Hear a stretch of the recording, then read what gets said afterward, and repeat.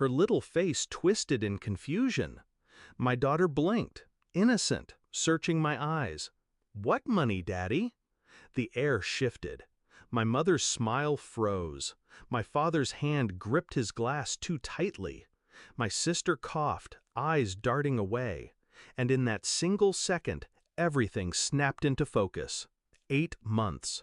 8 months I'd been deployed in the desert, patching broken bodies under a blood-red sky.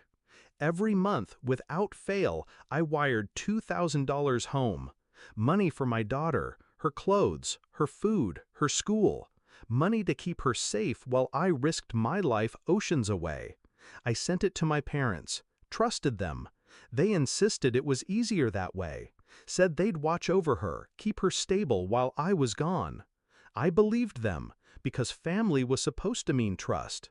And here, in my own living room, with the smell of pine and roasted ham thick in the air, my daughter's words carved me open. What money? I didn't yell, didn't flip the table or demand answers. I just looked at each of them, my father pale, my mother trembling at the edges, my sister suddenly fascinated with her phone. And I smiled, because anger is loud, but revenge is patient. That night I stayed awake long after the house was quiet. My daughter slept soundly in the room I painted for her years ago. She had no idea of the theft, the betrayal, the way her blood family had siphoned her future to line their pockets. But I knew, and I didn't waste a second.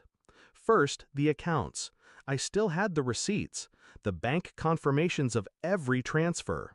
$2,000 a month, 8 months, $16,000. I tracked the trail. Not a cent in savings, not a dollar spent on her. Instead, charges for jewelry, hotel suites, business investments that traced directly to my sister's name, my father's gambling markers, my mother's spa treatments. They thought distance meant blindness. They forgot discipline is my profession. I called in favors, the kind of favors only someone who spent years in service earns. A friend in military finance polled records. A JAG officer explained exactly how misappropriated support funds could turn criminal. A buddy from deployment, now working in private security, helped me document everything. No rage, just precision. Piece by piece, I built the case. Then came Christmas morning. The tree twinkled, wrapping paper littered the floor. My parents were too cheery, too rehearsed. My sister laughed too loud, trying to fill the air. And then, a knock at the door. 3 uniformed men stood outside. 1 federal agent, 2 local officers. I didn't move. I just sipped my coffee as they stepped inside. My father's face collapsed when the warrant was read. My mother's hands shook when they cuffed her. My sister tried to run until the agent snapped, "Sit down." And my daughter, my sweet, confused little girl, watched from the stairs. I looked at her, calm, steady. "It's okay, sweetheart. Daddy's here now." The agents laid out the evidence in folders thick as Bibles. Wire fraud, misuse of federal funds, child neglect. Every receipt, every dollar, every lie. My parents stammered, my sister sobbed, but the truth was unshakable. And the irony? I didn't even have to press charges. The government did it for me. Because that money wasn't just mine, it was military pay allocated for my dependent. Stealing it wasn't just betrayal, it was a crime. The house went silent after they were taken. Just me and my daughter, sitting by the tree.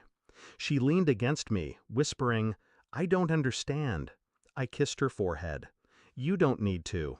All you need to know is you'll never go without again." Weeks later, the dust settled. My parents' accounts were frozen. My sister's assets seized. Their house, their cars, their false stability, gone. And me? I was granted full custody. Every penny I'd sent was ordered to be repaid directly into my daughter's trust. Untouchable, ironclad. I didn't need their apologies. I didn't need their explanations. Their punishment was built into the silence of their empty lives. Now, every Christmas, I remember that night. The knock at the door. The way their faces drained of color when their lies collapsed around them.